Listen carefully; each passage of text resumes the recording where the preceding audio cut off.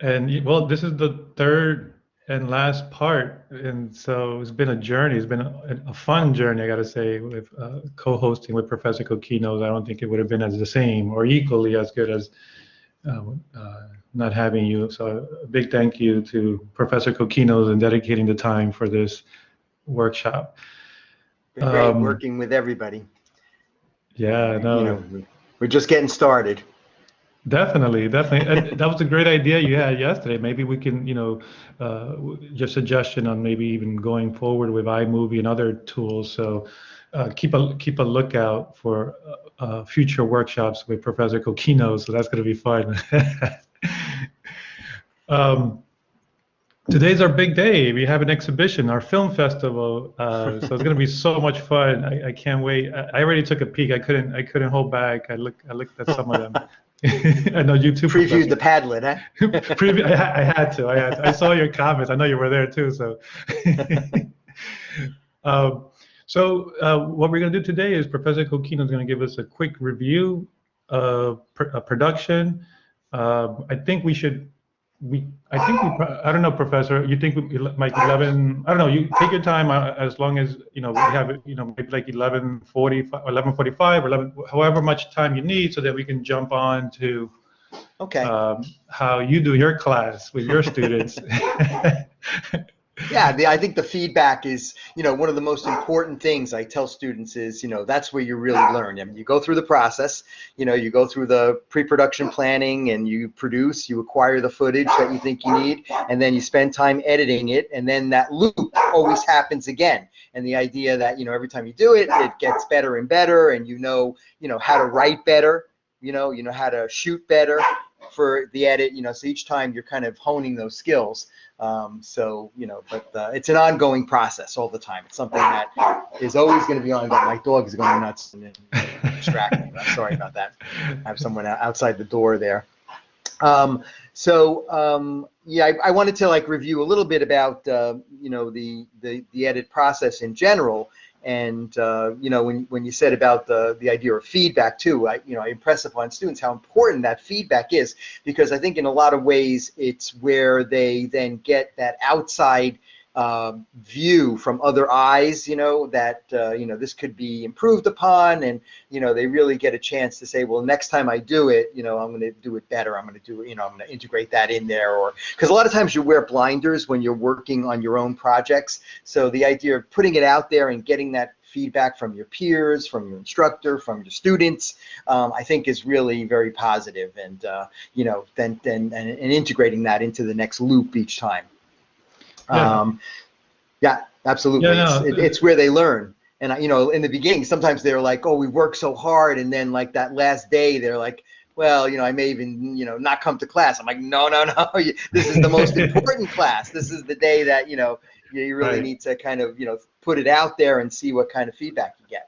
Yeah, So, and you know what, though, not only that, but we also get to learn from each other, because what I saw on those videos, there's a lot of great stuff that we're going to go over and talk about today. Real quick, I just want to mention a couple of things before Professor Coquino takes over. Um, for the Video Maker series, obviously this is the last and third part. Hopefully we might do another one in the future, like we said earlier. But if you're interested in not only getting the certificate for the Video Maker series, if you're also interested in getting the Flip Classroom certificate, um, if you go into our workshops, actually, let me share the screen real quick just to go over the future workshops that are coming our way. Just want to cover that real quick before we dive into post-production with Professor Coquinos. Um, so the three-part series on the Video Maker series, the three-part Video Maker series ends today. And so if you're just interested in getting a certificate for that, that's fine. But if you want to continue, we are going to we are going to do one more course on Screencast-O-Matic. Then we're going to jump into the Padlet basics. And the big one, I think, are these two right here, is the Flip Classroom activities. What can you do if you do decide to apply the Flip Classroom model now in the fall, as we're approaching the fall semester? This one will be a big one. If you're interested in that, please come. That will be July 27 and July 29, both at 11 a.m. And then the second big one that I would recommend besides the flipped classroom, I would say also would be the digital storytelling assignment. And maybe Professor Coquino, you might join me with that one because this is also related to storytelling video. But what we do in this workshop, we turn the tables around. Just like how Professor Coquinos has his students produce the video and bring it and submit the work, this is what you would be doing in replacement of a written paper, right? And so this is what the students, we train the students on how to use Adobe Spark Video. Very, very easy to use tool. There's no steep learning curve. And basically students produce their own videos and submit the videos as an assignment. So these are two big ones. And I might just, Professor, if you're open for, if you're free around these days, let me know. I'll have you come by and we can tag team this one too. Absolutely. They look like great workshops, absolutely. And in a lot of ways, you know, they bring things together. You know, I think especially the storytelling one, you know, you can glean things that you've learned in a lot of the past workshops and, you know, to see the kind of interrelationship. And, you know, video is a great thing for interrelationships too, because the idea is you've got copywriting, you've got text, you've got sound, you've got image, you've got all the brand marketing and selling, and you know everything is built into that. So you know students can call upon all of their skills and really execute them in a a final project like that. It's great. Right, and for this assignment, if anybody seems it might be a little too daunting, it is not. We have you covered. I already have the assignment scaffolded for you. I already have the student video tutorials. And we've been running this assignment now for the past 2 years that I've been at FIT. And it has evolved from students presenting to student documentary work, which is pretty amazing to see how students are not just presenting their work, but actually creating a documentary or storytelling. So I think that's really all I want to mention. And again, remember, we're not leaving you high and dry. We're here for support.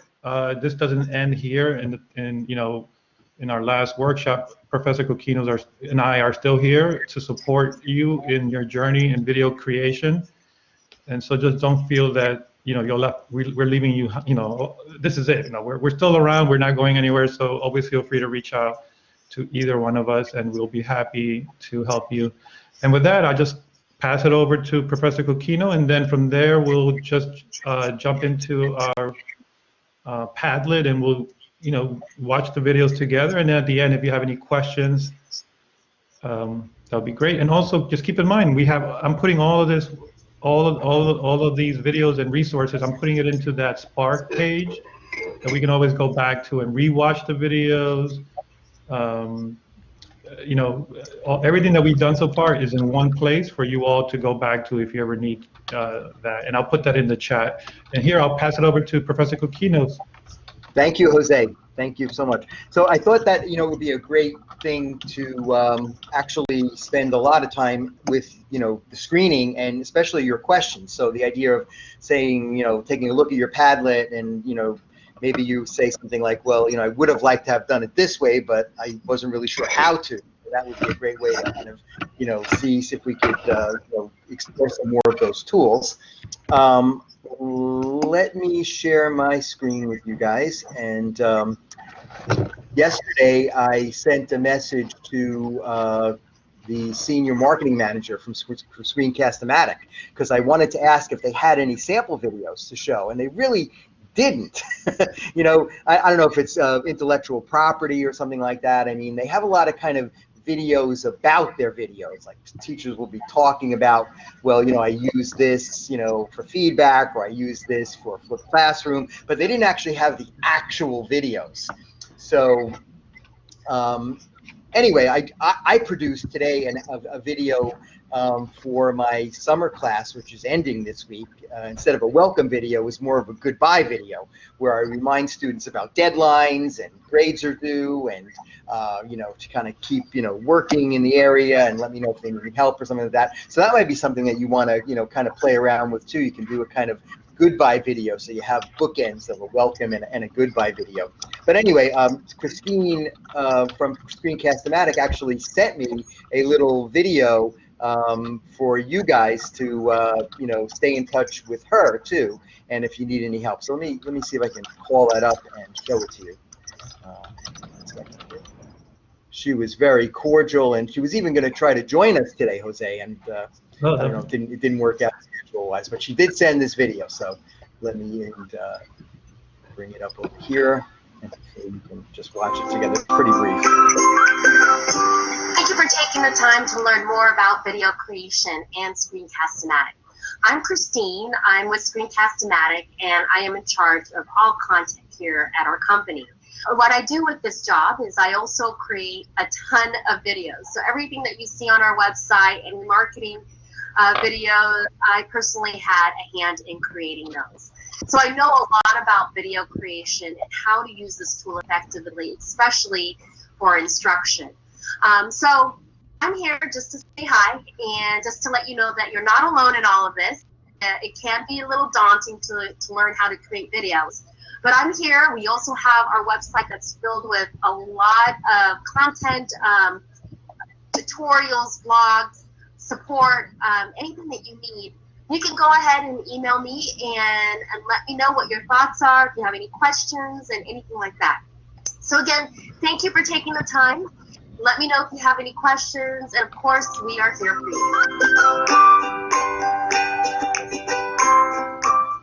So I thought that was a cordial little video that she sent. I would have liked to have seen a little bit more, you know, FIT kind of custom, you know, branding, you know, or at least mention of it in there. It seems like it could almost be a generic video that she just, you know, kind of sent as FIT. But that's the idea too. You know, you can kind of really, you know, reuse and remanipulate a lot of things that you're working on.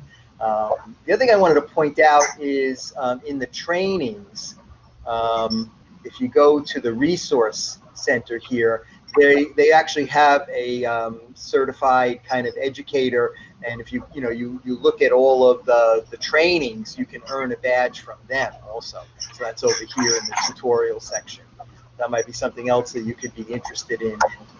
Just looking at the tutorials here, if you look particularly today, we're looking at post-production, and you can see in Capture, well, there's a fair amount of stuff, but look at all the stuff in post-production.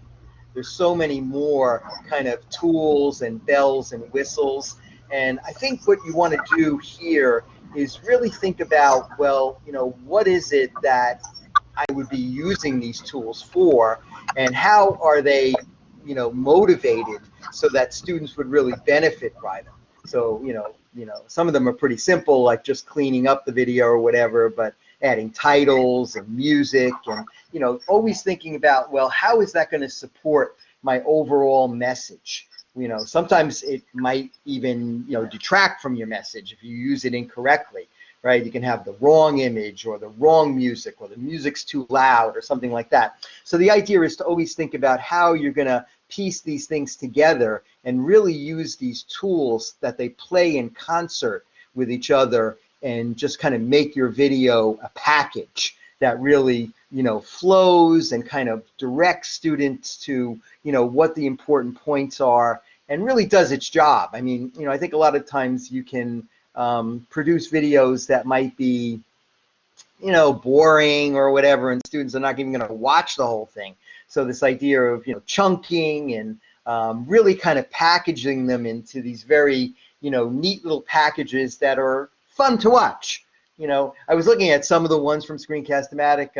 I can probably try to see if I can find one, but they're not so, you know, we don't have that much time today. But there was one teacher who did this thing with sock puppets, you know, or he dresses up, and it's like a high school class. He dresses up as one of the pilgrims, and he's talking about, you know, something like a history lesson. So, I mean, you can have this kind of theatrical kind of approach and actually produce your own kind of, you know, learning series like that. They don't have to be these kind of dry, you know, just informational pieces. Try to think about adding some, you know, some color and some humor and some fun to them. I think that works out pretty nicely. Okay, let me just come back here to the session and you know, I don't want to spend too much time with theory, but I thought it was useful yesterday when we talked about this idea of, you know, what happens after the shooting stops. What is post-production all about? And, you know, what is the edit? You know, what does the edit actually do? And Michael, I know you were here, Michael K., I know you were here yesterday for some of this. I don't want to, you know, spend too much time on it and bore you guys again. But, you know, when you think about the edit itself, you know, the idea of, you know, splicing, you know, two clips together or whatever, what does the edit really do for you? Or what do you want it to do for you? So, you know, in theory, what does an editor do? Anybody have any ideas? Want to jump in? What can an edit? I know, Patricia, you came out with the first one yesterday, actually, too, the idea of just cutting out mistakes, right? So, Ed? I would say that the editor's job is just to organize and composite it into one cohesive unit. Yeah, okay. Or organization, I think, is critical. And I think that, you know, that is a big thing. Like, you know, editors really need to be organized. And the idea of, you know, kind of archiving your footage, naming things carefully. So let's say, you know, you have 100 videos in Screencast-O-Matic, and they're just called things like, you know, video recording number 12 or video recording number 16. That's very, you know, bad organization and kind of management.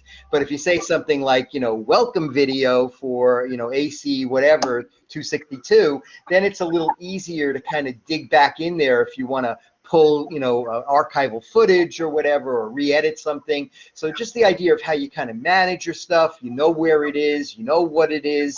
If you want to revisit it, I think is really important. So organization definitely is a real tool. You know, there's nothing worse than an editor saying, well, I couldn't find that shot, you know, or I know I have it, but I couldn't find it or something. You have to reshoot it or something. That's, you know, kind of not good. So what, you know, another thing that goes with organization is this idea of reordering, right? So, you know, you shoot it in one order and then you put it into another order in the edit for the student. So the idea of, you know, shooting for convenience and then reordering it later. I'm working a little bit with Shannon Mayer on the B&T welcome message. So, you know, we're doing it virtually. She's out there shooting some stuff on campus and putting together a little PowerPoint. And we're going to, you know, kind of put that together in a, you know, a flow. But obviously, it's different shoots that come together and then are reordered in there. So what else did we talk about yesterday? If you guys want to just chime in to kind of move it a little faster. But I think that these are kind of important points when you're editing your video, you know, how it kind of goes together. Anybody else have any other ideas? We talked a little bit about time. Well, we talked about re-editing it. In other words, repositioning things that you want to put something in a better order, not just organizing it, but changing the order to make it work better. So, like for instance, if I do a video, you know, and let's say, you know, Jose is going to be in the video in the beginning, in the middle, and the end. I'm probably going to shoot all those things in one, you know, one day or whatever. Because, you know, Jose is very expensive, and I don't want him on the set all the time, right? I want to just, you know, shoot him and get rid of him and a lot of times on locations, we may say something like, well, now we're going to, you know, have this lab available and shoot a weaving video. So we're going to shoot all the shots we need for that video in that day, but then in the actual final video, it may be mixed up or checkerboarded where, okay, we have Jose doing an intro, then we have a shot of the lab, and then we're back to Jose, and then another shot of the lab, so changing the order. So we shoot for our own convenience, but then in the edit, we change the order, and we, you know, we actually create a lot of illusion that, you know, things, we're manipulating the time, and it seems like you're there at a certain time, but you're really not, and those kind of things. So timing and is really important. Changing the order, making it fit in time. So you say to yourself, I want this video to be less than 5 minutes. You know, how do I trim it down? The pace is also related to time. So the idea that, you know, it's not just one long lecture where, you know, it's just one shot of you lecturing. You kind of break it up with the cutaways and the B-roll and tangential footage of what you're talking about, which also supports what you're talking about when you can kind of say it and have them see it at the same time. So you say it and show it. I think that's really important. Another thing is the idea of just simple juxtaposition. So when you say something and then you cut to it, you know, it kind of supports these things. So, you know, if you say something like, well, here's the way that you can definitely get an A in the class, and then the next shot is going to be something that is really going to turn students on, whether it's, following up with the content or, whatever you're doing in Blackboard. It's kind of like a cue when you have those two shots coming together. Special effects, all those special effects like adding things like music, narration, colorizing things, making things stand out with the cursor or the highlight tool, all those things again will be the idea of kind of focusing. So I think, when you start scripting next time, you want to kind of almost build these things into your script too, where you would say, well, here's a point where, I want to have a sound effect. Maybe I'll start off with a sound effect or whatever and do something, kind of cutesy or whatever that will, kind of catch their attention. So, anybody else have any other comments? Edward, have a comment? I have a question. Yes. You talk about scripting, and I'm actually, you can see from my video, I've been focusing on using this as a way to do talks about art. Is there a happy medium between scripting and sort of a natural way of talking and a natural way of like just sort of combining scripting with conversational lecturing? Yes, absolutely. And I think that's a great question. And I think that actually is part of the magic here in editing too. So for instance, an interesting approach, let's maybe look at a bad approach first. A bad approach might be actually just reading right off the script. Welcome to the LifePro family. I want you to get to know LifePro and experience our exclusive video. So obviously just reading it rotely like that is not the greatest. But another way to do it would be to just say, make a little outline for yourself where you're not really scripting it word for word, but you know what you want to kind of, transport in this video or, communicate to your students. So the idea of just having, some talking points in front of you in an outline and then ad-libbing them and just having fun with it. And, even saying things, well, let me do that over. Like a lot of times in a script, when I know I made a mistake, I'll say something like pick up, and then I'll just start again with that. So in the magic of editing now, you can take this long ad lib where you went on for like, way too long, and now you can start cherry picking and saying, here's a good section, here's a good section, and then cut out all the fluff. So maybe you ad lib the session where it was 6 minutes long, but then you go in there and you clean it up. You might even reorder it a little bit, but you actually cut out all the, the extra stuff where you're thinking or you made a mistake or you could have said it better. And then, that 6 minutes of raw footage now becomes 2 minutes of a really tightly edited. And it also has that benefit that you were talking about, Edward, of it being conversational, where it's, kind of off the cuff. And it has that kind of spontaneous flow, again, that, it just is easier to listen to. Whereas if I start, reading off my lecture notes, it's very kind of lulling for students to be like, oh, here he goes again. What else? What other tab can I look at or whatever? So, Can I add something to that, Professor Coquino? Because this is something that I'm noticing now that we're doing these workshops. I'm hearing feedback from faculty as they're watching themselves lecture. They're seeing themselves lecture, and there's like, oh my goodness, I actually do that when I'm, and so now they're getting this opportunity that otherwise it was not available to them in a live classroom, in a live environment, as you're like, you're lecturing in front of a classroom. But in this modality or this type of medium, you're getting the opportunity to go back and watch yourself, and cut out those little nuance, fluffs or things like that, and kind of modifying it. And I think this is what's amazing about education and video. It's a perfect match, I think, for the two, in the way I'm observing from my perspective, which is so interesting seeing this happen. Yeah. You can really have a lot of fun with it. You can really kind of mold it in different ways. You don't have to make it antiseptic where you clean up every little but I mean the idea of like these long tracks. This morning when I did that welcome video, I did 5 takes, but I did them as one continuous take, and then I was able to again go in there and just pick the better one, and I just extracted it out of there and deleted everything else. So, you know, you say things like, you know, film is cheap, you know, let's do another take, you know, whatever. But the idea of this is like very inexpensive, right? You can record as much as you want. And then, you know, once you've got it on the timeline, there's where you can, you know, really pick the parts that you want, which is usually a very small amount. In most professional productions, the shooting ratio is like 100-to-1 or more. So in other words, if you shoot 100 minutes of footage for a 1-minute spot, you're pretty good. And 99 minutes of it is garbage. So, you know, don't be afraid to overshoot. And I think this is where you can really kind of, you know, start to hone your skills. A lot of people are very nervous, like, oh, you know, the camera's running. Oh, there's the countdown, you know, and you know, you think you want to start right away. You don't have to do that. That's what post-production is all about. You can just let it run, get comfortable, be in your space, you know, get zenned out, and then start. And if you feel like, you know, you have to start again, I'll do just things like this. You know, I'll say, okay, that's take 1, and now I messed up. I'll say take 2. So this way, when I'm running through it, I'll see myself going like this, and I'll say, you know, oh, there's the landmark for take 4. You know, and obviously I could hold up a piece of paper that has it on there or something like that. So it's a good idea to have some kind of landmark, or what we call slating it. You know, take 1 where you slate it like that, and you can kind of identify it and then easily extract it from the rest of the video.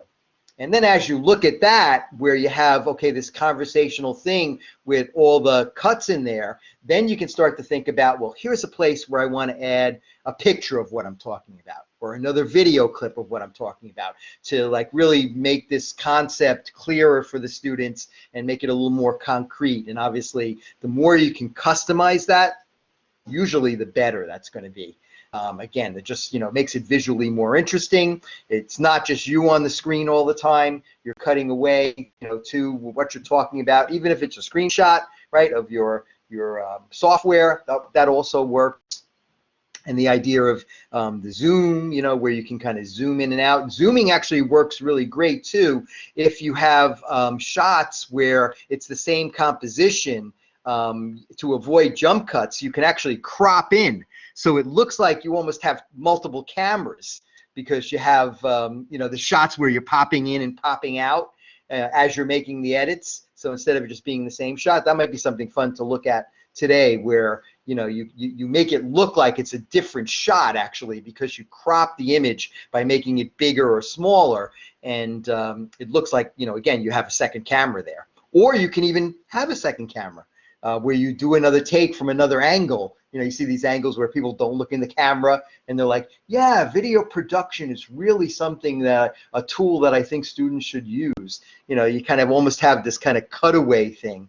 You know, you could even, you know, wear different clothes or something, and, you know, ask yourself a question and answer it, interview yourself. You can have all kinds of creative things that you do. So, you know, again, this process is really just the packaging. It's really just the tool. It's really, you know, your stuff that you put in there. So, Pamela, I don't know if I was able to read all that, but if you want to just open your mic and you know, add that in there, your question or comment, that'd be great. Oh. So, yeah, I'm sorry. Go ahead. Oh no, I'm sorry. No, I just wanted to vouch for going back after the pandemic and doing film work, and how many takes are done to get like a few minutes of actual film, and all the different camera angles, of course. So it's right. A lot of waiting around. So yeah, we are our own art directors. So we're doing everything. So keep that absolutely in mind when you're shooting my film. Yeah, and you know, I think that, you know, the idea of you know, on a set like that, where you've got lots of people being paid, and, you know, obviously there's a big budget, but, you know, we don't have a budget, so you know, we have a small budget or whatever. The idea that, you know, you're kind of doing your own work. So I think what you want to do, again, with this process of pre-production, production, post-production, is always think about, well, how can I economize my scale as much as possible too? You don't want to, you know, have to reshoot or, you know, overshoot or whatever. So the idea of, you know, kind of doing, one of the interesting things that I think is an interesting approach too, is as you're scripting it, even before you shoot your footage, you can do things like get your B-roll, and get your music and script out your titles. And then, that also helps you to kind of say, well, here's the B-roll shot or the B-roll clip that I'm going to be talking about, and how that's going to then integrate into my ad-lib script or my script there like that. So I think that's really nice too. Works really well. And there's all kinds of creative techniques. Working together with Jose has always been great. And I think like the idea of this team teaching is really interesting too. Last semester in my video production class, I had 2 other faculty members who sat on the class with me. And it was like the 3 of us working together, and the students really loved it because they got lots of different points of view, and with this kind of team teaching, it's not just one person. So the idea of maybe even bringing in a quick guest, maybe you take a Zoom recording of someone who's in your field, an industry partner or something like that, and you have them talk about, well, yeah, it's really important to make sure you understand how to do analytics when you're doing social media marketing and whatever. So just the idea of kind of this idea of the ease of getting that little clip from someone else, and then the return on investment when that gets edited into your piece, for students to see that and say, well, that is really important. It's not just coming from Coquino, so you got somebody else to say it, So the idea that, I think that really builds on it. This gives you the opportunity to do that. Kind of mixes it up pretty easy. Anyway, why don't we go to the actual, questions from you guys, and let's screen some of those videos that you've done and see what we can do to answer some questions about things that you would have liked to have done or things that you will do to add to them and improve upon them. Good? Sound good, Jose? Yeah, so should you want to open up the you want me to share? I can share my screen, or do you want to do it? Why don't you do it? I'll let you drive. Okay. I'm gonna sit back and you gotta take a break. I was enjoying here, just watching, listening to you. I'm taking it all in like a sponge. It's a lot of good stuff. I could go on for a while, so and I know we don't have that much time, so. Well, one thing that you said at the end there that I really, really want to expand is how you were saying you can bring in videos, right, of other people, experts in the field, depending on the content of the subject matter that you teach. If I want to bring in, let's say, an expert in the field, YouTube is there, right? If you don't know how to get videos or from YouTube or videos from LinkedIn Learning, Mike, we're here to help. We can easily help you take videos, bring it into your own video, and you can interview, somebody some expert in the field and bring it into your classroom to support your, your content, your lecture and whatever you're teaching. So keep that in mind. There's a lot of good ideas that Professor Coquino just gave us. I mean, even interviewing an expert in the field, even though you weren't there speaking to, Einstein or whoever that person, that famous person is, you can make it look like, you're telling a story, and with video editing, you can make anything look real. They say editing is the biggest, what is it, Professor Coquino? Editing is like the biggest liar or the biggest lie in your life. I forget how they say it, but.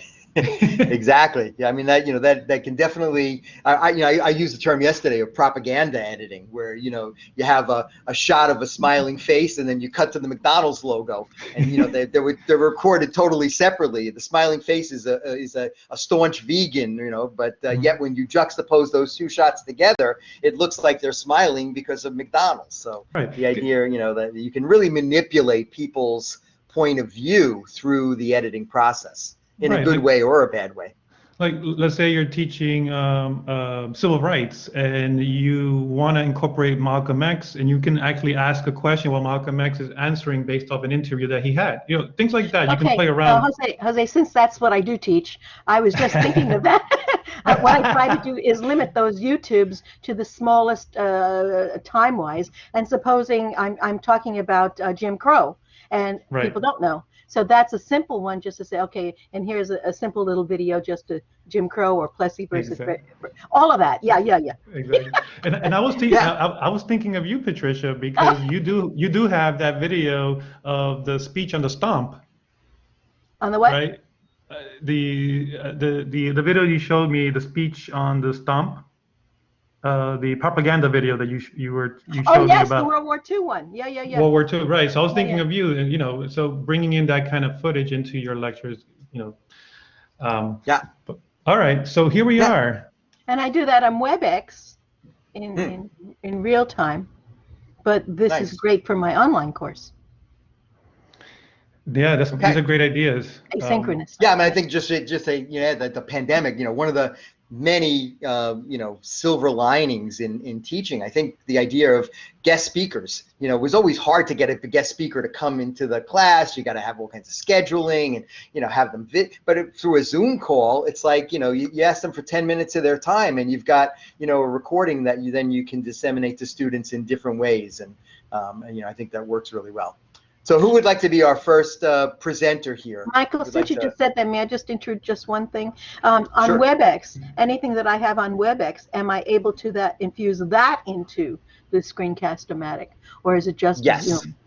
No, you can use WebEx too. I mean, I think that all of these tools, they all have similar kind of outcomes. It's like, okay, one's a Volkswagen and one's a Toyota, but they both get you from point A to point B, So the idea, there's got to be a provision to download into a format that is compatible, which, typically like MP4 or MOV, those formats are going to work. So this way there's this universal compatibility that I can then take that WebEx video, bring it into Canva, add some special effects in there, and then pop it out and put it in Blackboard. And it's all going to be compatible. So there is this, kind of universal standard in a lot of the, most of the software like that. So it does work.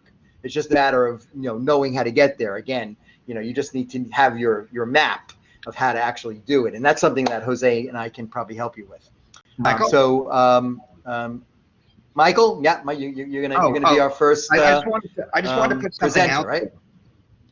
Yeah, I wouldn't mind going Sure. earlier rather than later, but also to your point about recording a speaker and sharing it later, I got in trouble doing that.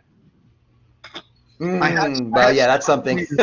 I had someone come in who was a speaker, and they were speaking on being an art director for infographics. And I didn't want to bother her again, but I had a recording from a previous year, so I shared it with another group. Okay, Then right. a student contacted her for an internship, and she said, "Hey, what are you doing? That was proprietary. You're showing Right. stuff from my company. You're showing stuff from my life." And I Right. knew we were able to smooth it over. But this is opening up all kinds of copyright issues and all kinds of toes you can step on, where everyone's like open source until someone's angry.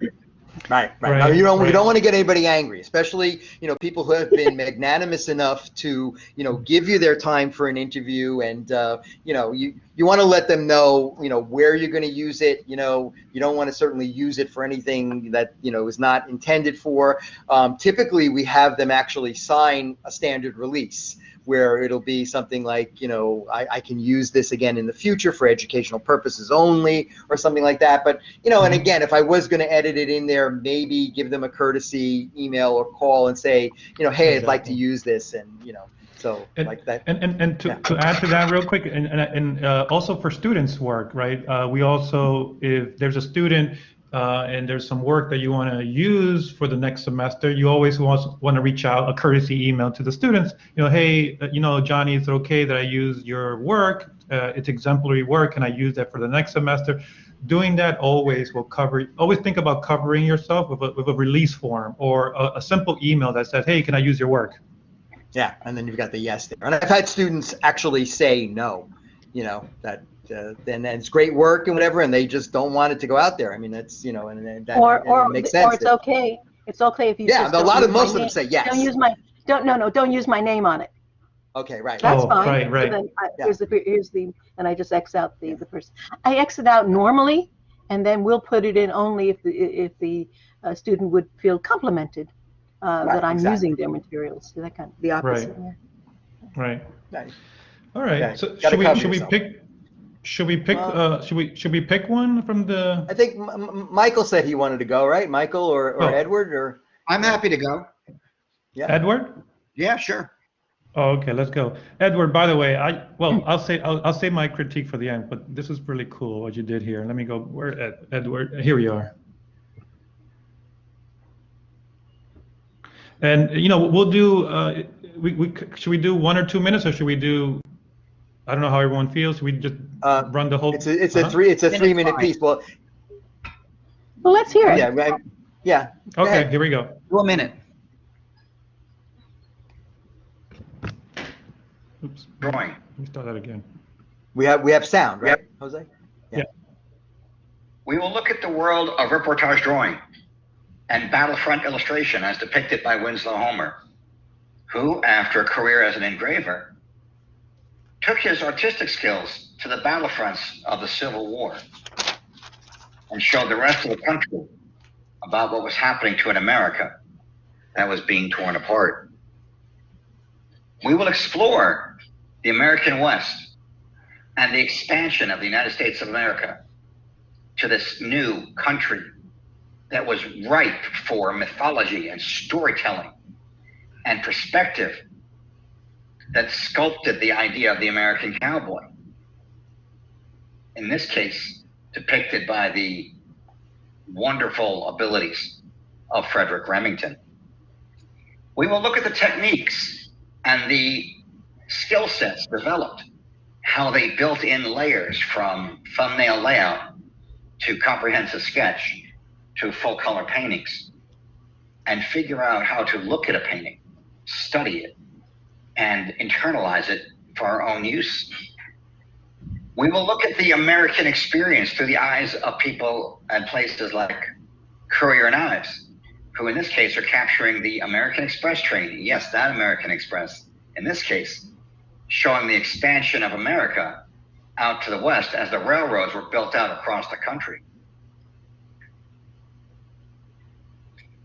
We will take a look at the journeys of Charlie Russell and his work through journals and exploration and travel, because he not only sketched the American West, he went out and lived in it, ate at the chuck wagon, rode the horses, went to the saloons, explored the energy, explored the world, explored the great expanse of America, and took note of it in the tradition of Lewis and Clark in journals of his own.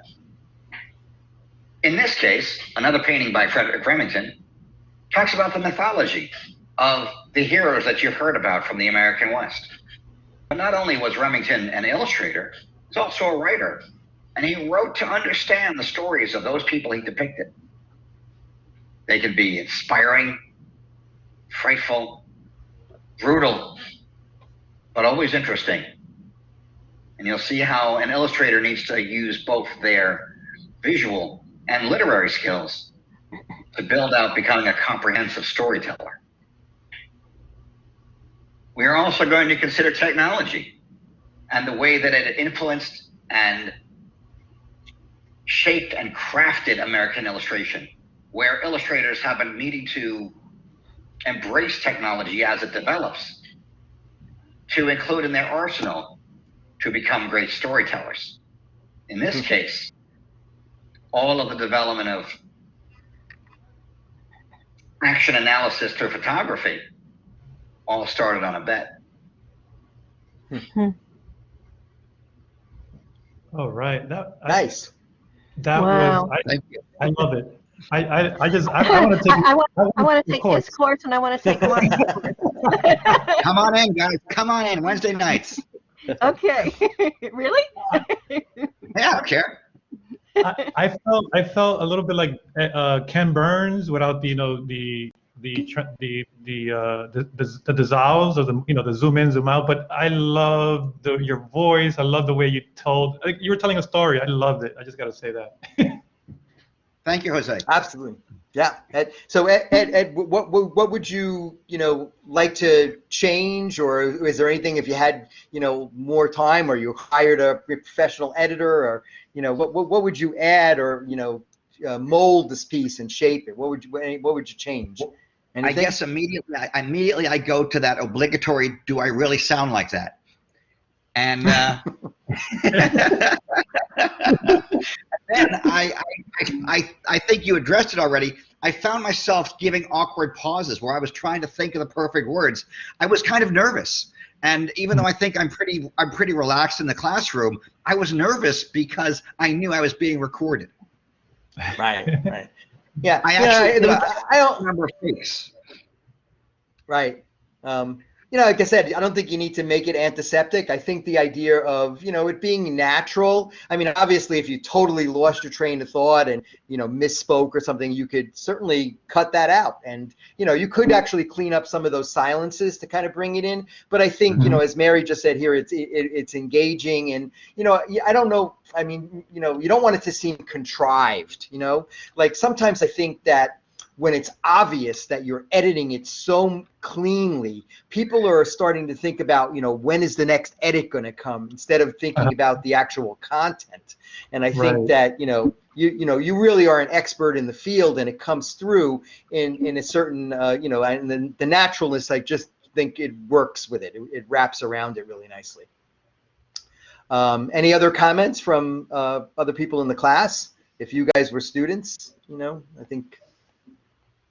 Anything that you would want to see in a piece like this if you were taking a whole semester and, Yeah, my question, I think so too. I mean, I brought this up yesterday. I was thinking about taking something like this and then intersplicing it with a to camera welcoming message that I did in the I uploaded 2 videos, one of me talking and then one of me with the artwork. And my idea was to do a little bit of me talking, maybe a shot of one of the artists, talk again, then another shot. That's what I was talking about with the editing. That's why I was so curious about how to do that yesterday. Yes, well, that's something I think you should definitely do.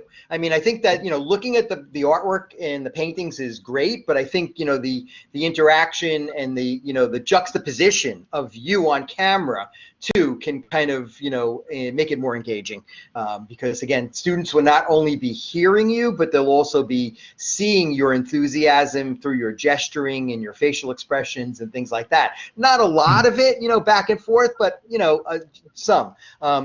And I mean, I just made some notes as we were watching the piece. You start out with a couple of things that are 2 up, like you have 2 images of almost the same thing. Maybe one's a sketch and the other one's the finished work. So, the idea of bringing those on one at a time, using like a build or a layer where you start with one and, talk about that and then, then bring the other one in, that kind of thing can actually make it a little more engaging and also keep students on track with, what you're saying. Jose mentioned go ahead. Again. I'm sorry. Yeah, I'm thinking like, you start off with one image and then you bring in the other. You kind of make a build. Where you start with one, you talk about that one, you focus on that one in your script, and then you bring in the other one. Another technique is, like the one that was very sketched and then very finished. The idea of maybe starting with the sketch and slowly dissolving the finished image in right over it. So it kind of looks like it develops on screen, as you're talking about it. That could be another interesting technique. And then Jose mentioned Ken Burns. Of course, he is the famous documentarian who came up with this idea. I don't know if he really came up with it, actually, but he used it a lot. Something that's called pan and scan in the industry where, you have an image and you kind of make it move for, it's a still image, but through video, you do things like this and, so he had a lot of archival stuff all the time in his documentaries. So you put these things on a stand and move the camera around so it would zoom in and, pan left and right. And it just brings the still image to life. It makes it more appropriate for the video medium. So the idea of maybe, starting out on a detail of a painting and pulling out or going in as you're talking about a detail, that can also work. Right. Maybe more titles. To that end, I have another question. Yes. The presentation you saw was me doing a screenshot off of like a PowerPoint or a Keynote presentation. Is there a way that Keynote or PowerPoint can be integrated to make those changes that you could just record it off your screen, or do I have to do more post in order to make that work?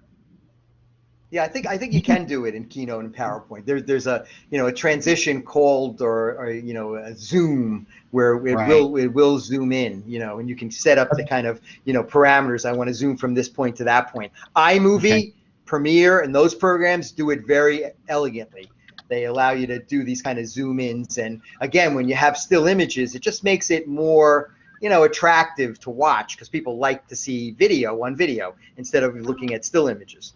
That's The other thing I important. like, go ahead, I'm sorry, Jose. I just wanted to jump on that note that what Ed just said, right? If you want to keep things basic until until you proceed and get better as your skill set grows.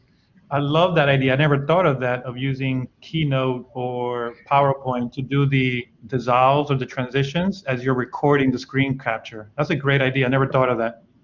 Yeah, and again, it's just the idea of kind of fixing your workflow to what works best for you, what you're more comfortable with, and what's going to give you a better end product. Eleanor has a question. Oh yes, hi. Thank you, Ed. It was really great to see your slides and hear your voice. I wanted to just piggyback on what Michael said about the visual. Your actual a picture of you, an image of you, or a video of you speaking. I think I too agree. I think that would be very helpful, but I think maybe for a limited amount of time, because if your face or your video of yourself is on there all the time, it might detract from the visuals of the artwork. So I thought, in addition to maybe a quick shot of you speaking in the beginning, maybe some captions too, that would also kind of reinforce the names that you were speaking, to associate those artists with the artwork. Okay, so you mean like do a caption like Winslow Homer, put the name right over the slide when I'm talking? Yeah, Sure. So I was thinking of that as a text, just a very one-liner, to drive home the association of the art with the artist. And then of course you I would have loved to have seen you just maybe in the beginning, and then your voice was great. I thought your voice was really good, especially maybe like, I don't know, maybe seconds, I don't know how many seconds, but eventually I felt like your voice became more natural as you were speaking, and it matched exactly what we were saying, and it was really great. So I have to say, I was nervous, and what I'm told is that after a while you forget that you're on camera and you're more conversational and natural.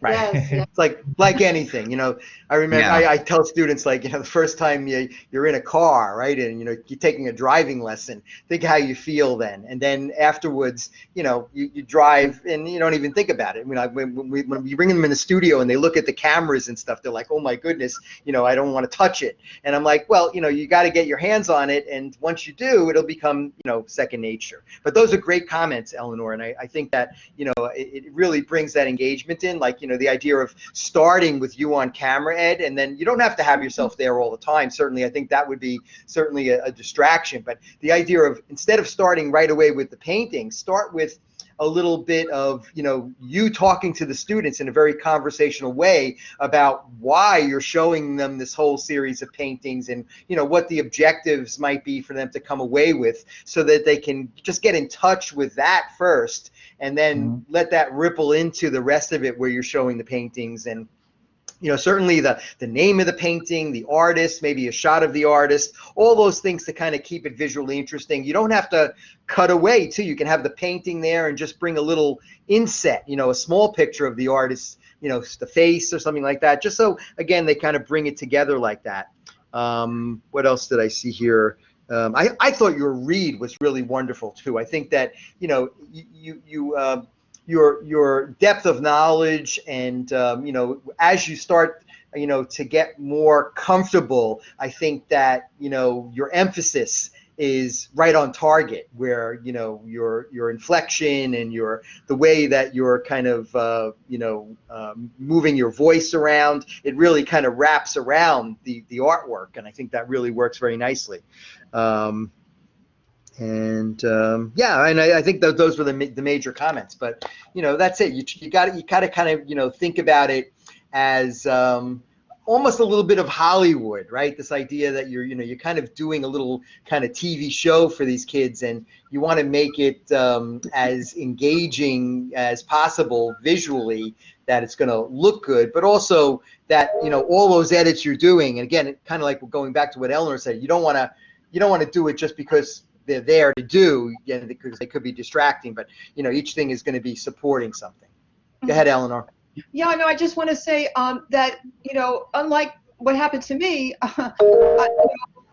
Ed, you got through some of the technical obstacles, which I found I couldn't even record because I had problems with Screencast-O-Matic. So I'm going to talk to Jose and Michael later about that. But I was just stuck in the weeds, and I couldn't even get to get over those obstacles. So kudos to you for making it to the point where you came up with this video, and this presentation. So I thought it was really great. Thank you very much. But don't let that I find this so interesting because I've spent my whole career developing sequential art for print, and I'm suddenly seeing so much possibility both in my classroom and for my students, and it's very exciting. Yes. Great. That was great. Great comment again, Eleanor. And as far as this nerves, I teach public speaking, and so that's where I'm talking from. Is something even simple, like even doing a little bit of meditation even before you get into doing this whole process. But mostly, it's the breathing. So pause, breathe, and then set up the next one. And even if you have to take a pause, an actual physical pause in this video process, do it. And then really get that low, great deep comment. belly breath. Thank you. Absolutely, that'll calm you down. It also makes your speech. Yeah, but I also love the Walter Winchell flavor to it. I'm gonna check him out. Here, this is real documentary right here.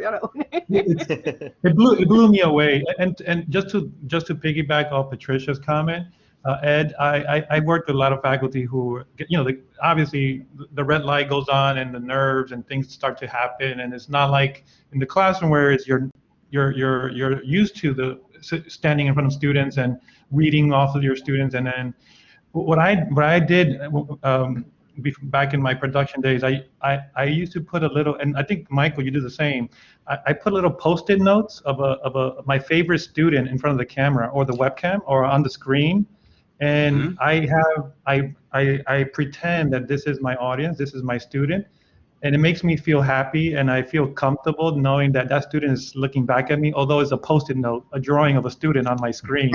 But yeah, that might help. I don't know. Thank you. I'm gonna try it. Right? That's like what Michael was saying before about getting to the point where you have just some a what we call a speaking outline, and then what you can do on the borders of that is have little notes to yourself, the pause, breathe, or have a little smiley face in one section. Have something that is going to be giving you support as you're even going through each of your outline notes. Yeah, and knowing that you can clean it up in the edit and still hide it. You don't have to, leave that, in there. But the benefits from it, that deep breath and that meditation or whatever else you're doing is going to, ripple in there. So nice work. Very, very nice. Thank you very much. Very helpful. Thank you, everybody. Yes, and let us know what we can do to help you.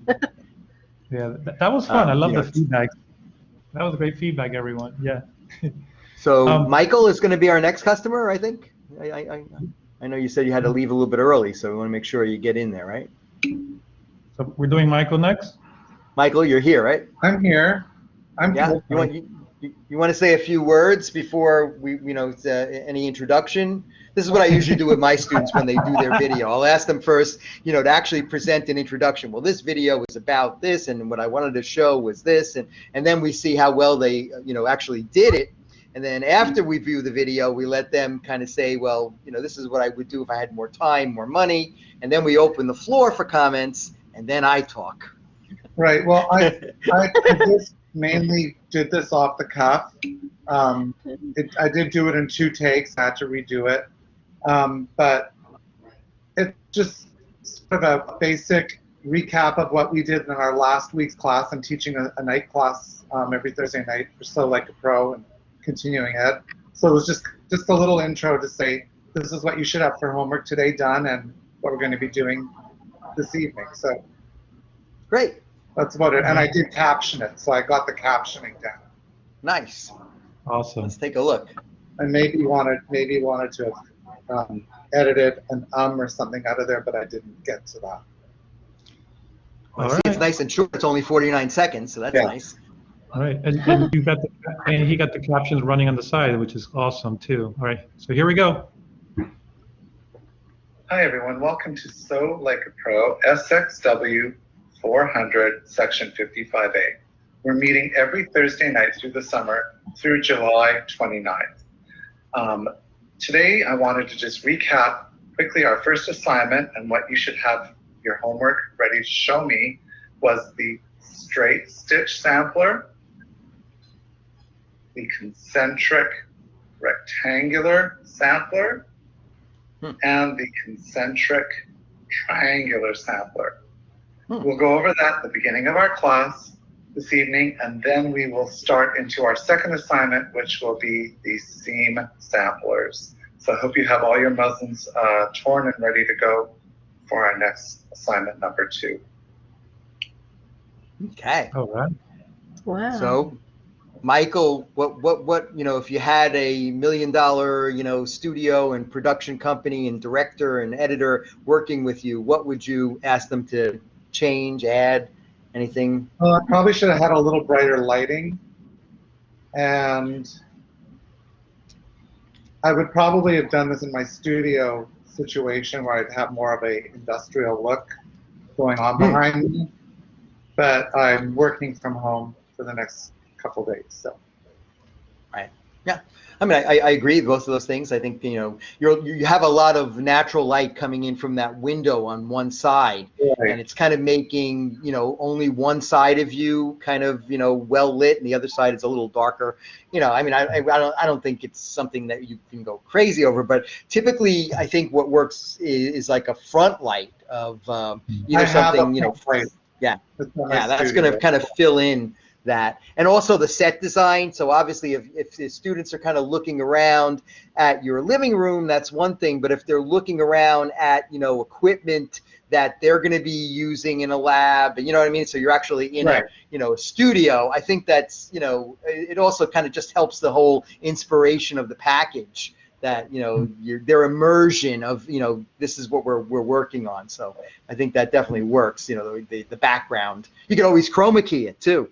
In your home studio, I know, Patricia, I see you have a chroma key, chair background there. So the idea is that you could be anywhere. You just have, all you need is a shot of your studio, and you could impress Right. that on the, that's one of the more kind of advanced things. And I think that, we could certainly try to touch on it today, but maybe, in our next series, I was thinking that, we could think about more of these advanced tools, like using the scripting thing that's in Screencast-O-Matic, and using more special effects, chroma key, things like that. So why don't we open the floor for comments on Michael's? Anybody else? Jose? I actually like the lighting because it was kind of dramatic for me. Although you do have to be careful when you're dependent on the light source. The sun, the clouds might come by, and then you're all completely dark. But I don't know. For me, the dramatic look kind of fit well with Michael. He kind of, one side was dark, one side. I kind of like that. But I love how you incorporated the samplers in your videos, because remember, students know how to pause the video. They need to inspect the sampler closer. They can just click pause and boom, I have all the time in the world to look closely at those samplers. So I love that you incorporated those samplers in there. The one thing I would like to see more of your humor, Michael. You have you have a good sense of humor. I just want to see you a little bit more loosen up a little bit. But other than that, I thought it was great. And I did that was what I was going to say, was that match what you're saying to your expression of your face, and the expression of your face to what you're saying. This is obviously where you live. So, I mean, really show that in that, even something as simple as these samplers. This is really fun. Exactly. So getting that. Exactly. Yeah, like I hope you have fun doing these samplers, stitching those straight. In my videos That's for my what classes, I am a lot different than that video just now. Like, I interject Yeah. with tidbits from the Garment Center and a story every now and then, or, Yeah. a tool they should buy and where to get it and all of that stuff. It's Right, not, right. it's not so deadpan, but I was probably Yeah. a little nervous as well. And I just Yeah, wanted to yeah. get it done. Sure. Yeah. Yeah, I have a, Oh, I have a comment. agreed. Yeah. Um, I have something. anybody I'd like else to have any say. other comments? Yes, I would. please, Edward. Yeah. So I liked when you held up, because I don't know much about your field, but I liked it when you held up the samples. But I found myself wanting to see them closer. They seemed a little bit further out, and I think what you need is when you show a sample like that, it's got to be very well lit so I could see all the stitching or however it's put together, but also very clear on the screen because it's a story point. Mhm. Yeah. Yeah. Well, one of the things that happens in a let's say we're doing a talk show is we always warn students, like, okay, we have an author sitting here and they're interviewing the author about their new book. And yeah, they're going to hold up the book. But of course, when they hold it up, it's going to be all glary. See how I'm holding this up? It's all glary. So it never works. So what we do is before the shoot, we take a nice shot of the book and get that as B-roll. And, just like Edward said, the idea of putting it on a stand or a table, lighting it really well and getting a really nice shot of the work so that, I think you held it up really nicely, Michael. I mean, it registered really good. It wasn't really glary. But the idea, again, is that some students may need to look at it a little bit longer. So if you put it in a well-lit cutaway, again, Jose said they can pause there or something like that. Right. It'll just give them a little bit more connection to it. The other thing I would say is titles. I mean, I love your copy of, the branding of, SEW as so what is the name again? I'm sorry. Like a Pro. So Like a Pro, yeah. Yeah, so that should be on screen as a title, Oh, yeah. with the SEW, and then maybe even a logo, right, that starts to Yeah. brand, you like this So Like a Pro with the stitch or the needle or something like that. And, that's at the beginning of every one of your videos. So now you've got that branding element there that students know right away, okay, we're in for another great, Michael K video here, and, it's time to tune in. I love that idea. Is there one of those FIT logos with the transparency behind it that is available to us? Yeah, Yes. yeah, I think so. We can certainly give you the link. I think that link is somewhere in the FIT website if you want to use that branded logo. But I'm saying your own logo, just design that logo. So Like a Pro. That needs a visual. That's FIT's. That's an FIT. Oh, it is. It Yeah. is. I didn't know. I didn't realize that. I It's didn't a think they continuing came up with. education. It's continuing education. Nice. That's great. Okay. Yeah. So It's Like a another Pro. another course I'd like to take. Yeah. Right. I do get a lot of staff from FIT taking it because they get to take it, I guess, for free. So. And then when you mentioned that thing about the cutaway, where you say something like you tell students like where to buy it or something like that, just brainstorming, listening to you, I was thinking like make it more like a TV show where you say something like, and I'll be right back after this, and all of a sudden it's a little cutaway to a commercial of the place where they can buy fabric, and then you come back to it, and you make it almost like you're putting in an ad in there, and actually you could maybe even put an ad in there and have the place say something like, well, if students say that they saw this video, they'll get a 10% discount. Build that marketing element. I'm a marketing. Yeah. Actually build that right in there. You tell them when they walk in, I saw Professor K's video, and I get the 10% discount now when I buy from you or whatever. Wow, good idea. Thank you. Fun stuff. Yes. Anybody else have any other comments? Who else would like to come on stage here and present their work? Anybody else have questions about? I have a comment for Michael. Yes, I Eleanor. would like to take your course, Michael. I would like Okay. Yeah, you guys are always welcome. It's free. Yeah. I think it is for staff of the school. Don't quote me, but Okay, but I kind of have. No, Someone mentioned that to me. you're always the welcome. department. Everybody is always welcome, definitely. yes. So I think you have to go through human resources, oh, but unfortunately, even if a bunch of us take it, that doesn't go to his required 15 students to have the course run. Oh. Correct. Wow. Even though this time is running with 4 students. Wow. So they've made That's sort amazing. of a change that they wanted to get some in it than none. And I Good. did it over February as well, and I had, I think, 7 students. Oh, So that's good. That's good. But No, I I'm wanted glad to they make, ran it. yeah, I wanted to make a comment about you, Michael, holding up the samples. I Right. really like that. I think it's personal. I think it's like, you know, from Michael to direct, you know, with you holding Right. it up.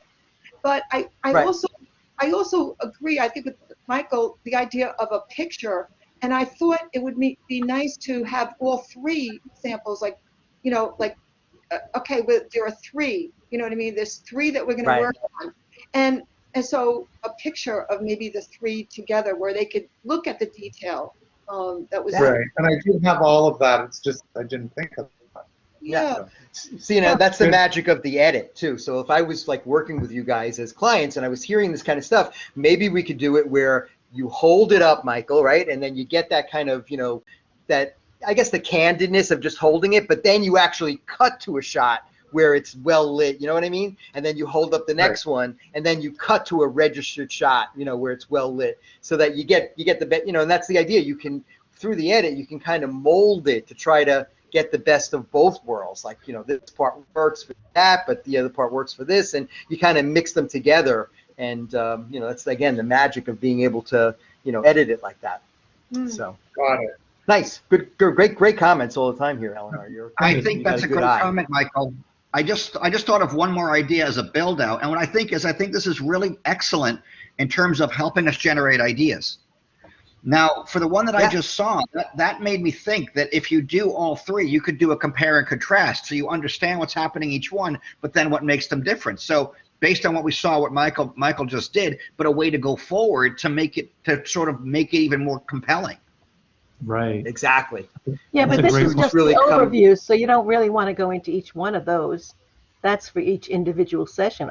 Am I wrong, Michael? Right. Right, yeah, this Yeah, is I sort mean- of a recap of what they had to have done for tomorrow night. So, Oh, Right. okay. Right. So so you have done each one of them individually before this. oh, they've gone through videos of every single one.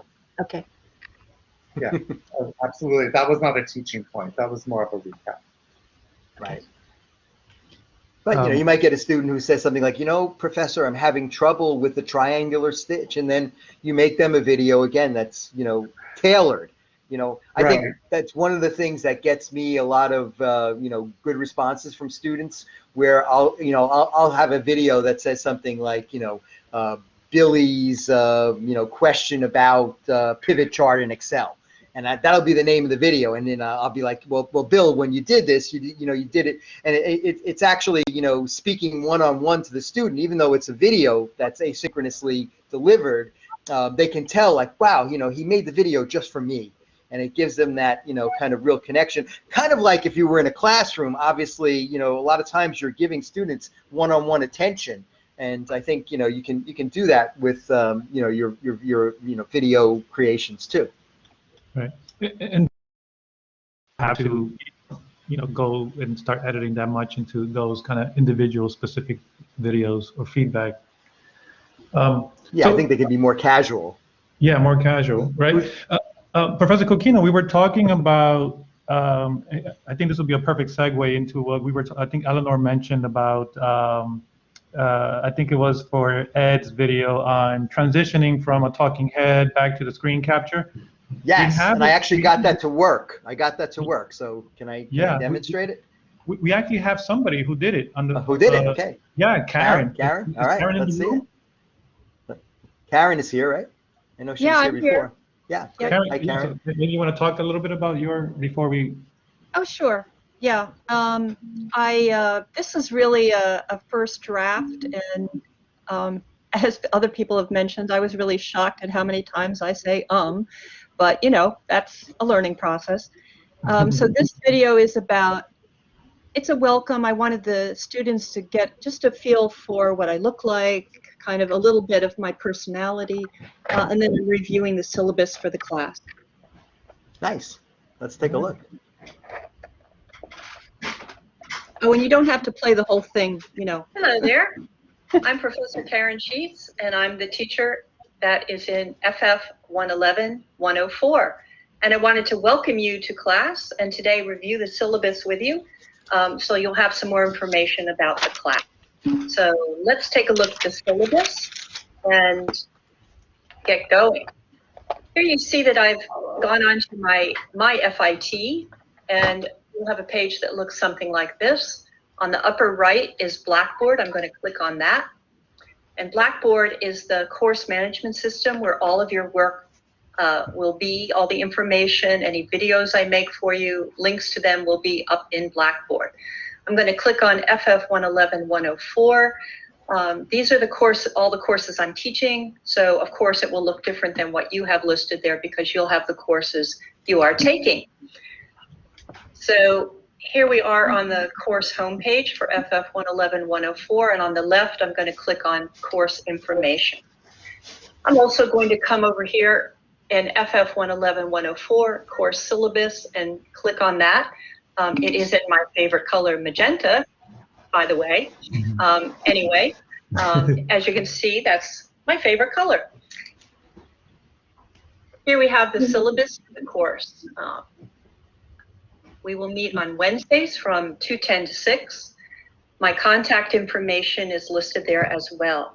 I am located in B801 office, and I will be there on Wednesday from 11 to 12 noon, Thursday from 3 to 5, and on Friday I will be in a classroom C709 from 6 to 7 p.m. You can drop by at any time, don't need an appointment, and my email is listed there as well. Make sure you spell my name right because it's kind of a weird name and people are not used to it, and I do want to get your emails. I won't get them if you don't spell it correctly. All right. Nice. So Karen, you want to say anything as a debrief? Anything that you would want to add, change? Absolutely. I think my lighting could be better. I was maybe looking into a ring light or something that would be a little brighter. And I would try to stop saying all the time. That really annoys the heck out of me. And I think other than that, I'd love to hear suggestions. Yeah, I think that, sometimes, don't be so self-conscious of, those connector words.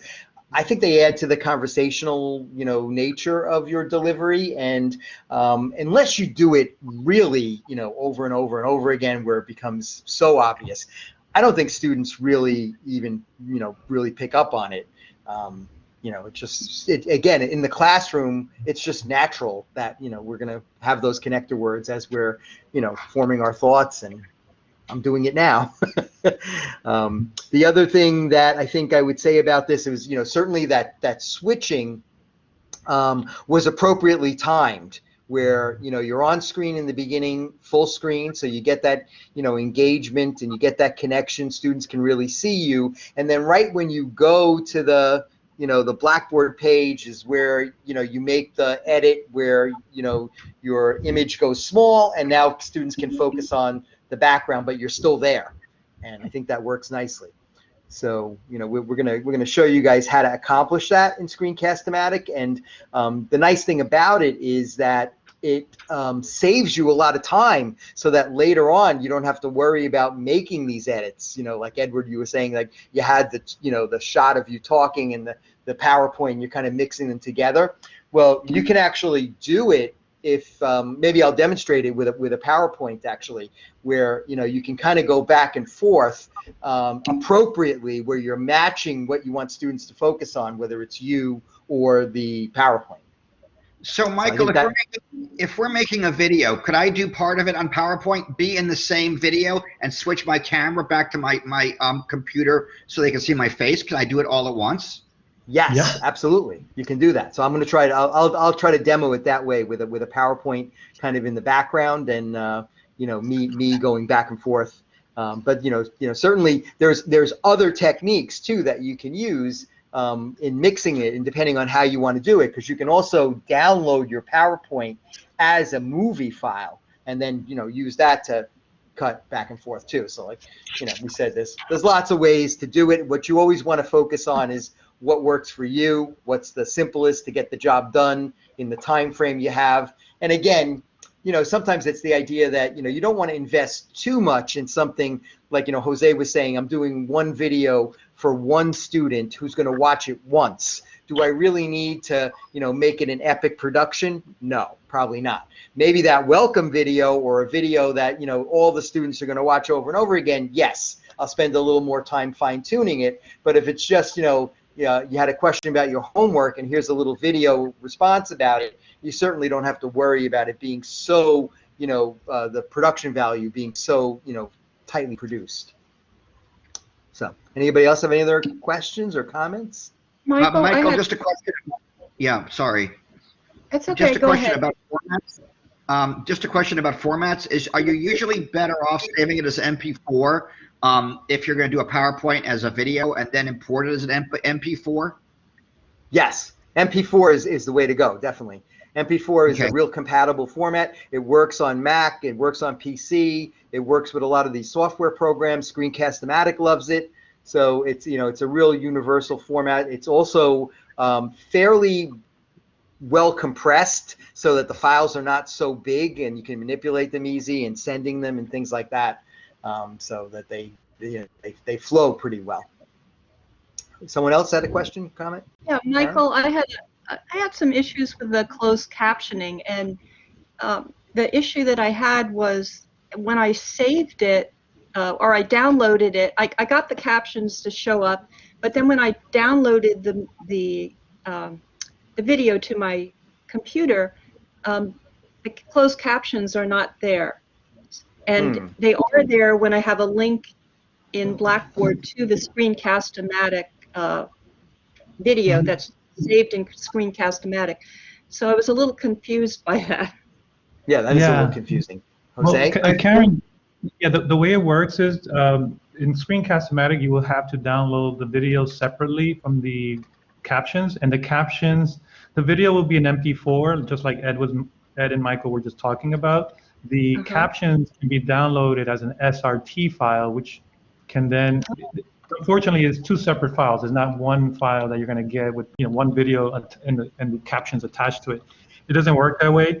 And then from there, once you have those two files, which will be the MP4 and the SRT, if, for example, you were to upload that video to YouTube, manually by yourself, you would upload the video to YouTube, and then the SRT file can be also imported into YouTube separately, two different files. Oh, okay. Thanks for that.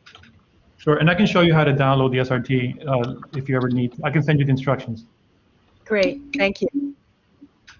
Okay, so should we try to take a look at that switching element and see if I can muddle on through something here for you guys? Hang on one second. Office phone is also listed. Yeah, sure. Let me stop. I'll stop sharing. Yeah, I guess, and we can always come back if someone else wants to present. So what I'm going to do is start out by sharing my screen, and hopefully this will all work. So I'm going to launch PowerPoint. You'll excuse me again. I don't have a really great, a really great PowerPoint here. I have some student PowerPoints that are here. I don't know if they may actually be. Actually, I think I realized this yesterday too. I had to throw a lot of them out. Let me just see if I can open up something basic. So here's our famous Word PowerPoint. Not the greatest PowerPoint. This is, from our publisher. They need a couple of lessons in PowerPoint, but you get the idea, right? So that PowerPoint is there. So now what I'm going to do is open up Screencast-O-Matic on top of that. Okay, so screen recorder is here. Let's launch it.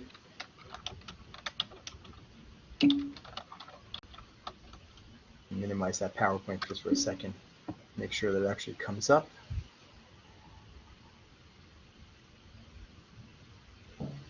Okay, there it is. So you can see my screen right here is the screen recorder. So I chose both here, the webcam and the screen. And then if you go to preferences, I was having a little issue with this, but this webcam big hotkey, I picked a very simple Command Z to do the switch. So, you know, you can just go over here and you can program your own hotkey for it. Obviously, it's got to be something you're not using somewhere else, but Command Z seems to work pretty well. So now what happens is that if I do Command Z, see that? I can switch back and forth. So I'm just holding down the Command key and pressing Z, and I can go back and forth like that. So now I'm going to go back to my PowerPoint on screen. And there it is. So, you know, I would actually start my recording, and I would start at full screen like this and say, hi, everybody, and welcome to, you know, another lesson in Microsoft Word. Today we're going to be looking at some advanced features in Word layout. So let's take a look at the Word screen. And I press Command Z, and there I am, looking at the PowerPoint here. And, you know, when I can easily, you know, navigate to the next slide. And then, you know, as I'm talking about it, maybe I start talking about hyperlinks, and I exhaust what's on the screen, and then I just say, you know, you can hyperlink anywhere you want in PowerPoint. You can hyperlink to another slide, you can hyperlink to an Excel document, or you can even hyperlink to an outside web page. Let's take a look at the next slide. And you see I'm actually doing the switching here as I'm making the recording, which again is going to save me all kinds of time later on, not only just the editing time, but just the idea of putting this whole thing together in an edit. It's already happening. So it's kind of like the idea of live TV, you know, so you have like a live newscast where it's being edited as people are watching it. And there's again an economy of scale here, because no one has to, you know, be paid to watch it and edit it later. So that's a really great tool, I think. And if you can get it to work, I find that, you know, for a while it wasn't working for me, but when it does work, I like using this all the time, where I just use that both thing. And I think that anytime the screen stuff starts to get a little static, I just go back to my image. And of course, that's always nice to look at. And then, you know, you can kind of really kind of focus them. They know, you know, when you're switching back and forth, that you're trying to also switch their attention from one thing to the other. Michael, I have a question. Yes. When I noticed that when you were going back and forth, there was a ghost image of you while you were in your PowerPoint. Is that simply for you while you're recording, or is that part of the overall image in the recording? No, you're talking about that the small image on the bottom? Right, like it looked like you were a ghost, like you were translucent. Yeah. Oh, it's due to streaming. Since we're streaming and collaborate, it's not giving us an exact. I mean, that will not happen. The ghosting will not happen when the video is produced. Okay, Right. Thanks, Jose. Yeah, so it's just the technology, I guess, because of the way we're doing it. But Okay, a lot of thank times you. that happens too. Like, it's not actually what you see is what you get, especially when you're, you know, streaming it on Blackboard. It'll actually look better when you know, send it out as a link or something like that. So yeah, it's a Right. great tool actually. And you know, you just have to make sure that you get your hotkey set up correctly, and it works like a charm when it works. Michael, where are your hotkeys? Where is that? What you do is, you're still seeing my screen, right? Yes. Yes. Yes. So you go to your recorder, you launch your recorder. Takes a moment sometimes for it to actually show up. And it's actually built into the record controls here. So in the record controls, let me just see if you have to maybe start a new recording, I guess. So well, you see, it still wants to know what I want to do with this recording. So I'm just gonna, I guess, I'm gonna trash it. I guess is probably the best thing to do here. Maybe just, yeah. So when you have the full screen open like this, in the preferences, that's where you're gonna find your hotkeys. Okay, so you go to your preferences here. So there's a pause one too, and again, that would be something if you know you've got to take a look at your notes for a little while, and you don't want to keep recording and worry about cutting it out later. You can just pause the recording so that you'll get a jump in there, and you can pick it up again. Don't forget to start recording again though. and where you may start lecturing again and then forget to start recording. This one here, mark timeline with a hotkey. That would be something like, let's say as I'm doing this is actually a great tool if it works properly. I can actually put little marks in the timeline. So let's say, for instance, I'm lecturing full screen, but as I'm doing it, I'm putting marks in where I'll say, here's where I want to do a cutaway for students to see, a B-roll shot or a title or whatever. So every time I think, well, I have to make an edit here, I'll just put in that little mark in the timeline, and it shows up just as a little kind of, line in the timeline. So this way hey, there's something here I want to address. Good. Is that what the option means? Option is the key on the Mac. So this is Command Option C. Oh, so that is I'd have to press. Okay. Yeah, I'd have to press those. Again, you can just set up any hotkey on your own. Obviously, the simplest hotkeys work the best. The ones that are, easiest to find and press, in the heat of the moment while you're recording, because you don't want to be distracted by, too many elements. So almost like, using cue cards. Another thing that I found pretty interesting, I just thought of, really quickly, is this idea of cue cards. And I had someone who I was working with who was doing something like this, and they would read their notes, and then they would come back to the screen, and then they would read their notes and then come back to the screen. And I said, you know what, all you really need to do is have a Word file just running on the screen, because no one is really seeing that when they're just seeing you. So that Word file, can have your script well written in nice big type and well spaced, and all you got to do is just use your arrow key then to just scan down, and you've got your script right in front of you. Again, you don't want to read it word for word, but you've got that right in front of you. So it's almost like having a teleprompter right on screen by using Word as a helper program like that. That's a great idea. Michael, is there a background in Screencast-O-Matic? I was looking. Yes. There is a background, a virtual background that does not need. You can use a green screen. I think, Jose, I don't know if you want to help me with this one. I mean, I know you can use any image you want if you have a good green screen setup. You can, impress any image in the background. I'm not sure. I think that any of their backgrounds that they give you, because they do give you a fair amount of stock images. Again, this comes with the FIT premium account. You can, choose from, thousands of images that are free of charge. How do you do that? Yeah. It's in. Go ahead, Jose. Just real quick, I just want to jump in there because I know, Eleanor, you mentioned that before in the first workshop where you were thinking of putting the ballet bars on in the background or something like a studio kind of background. As you can see, Patricia's background, she has the green screen behind her.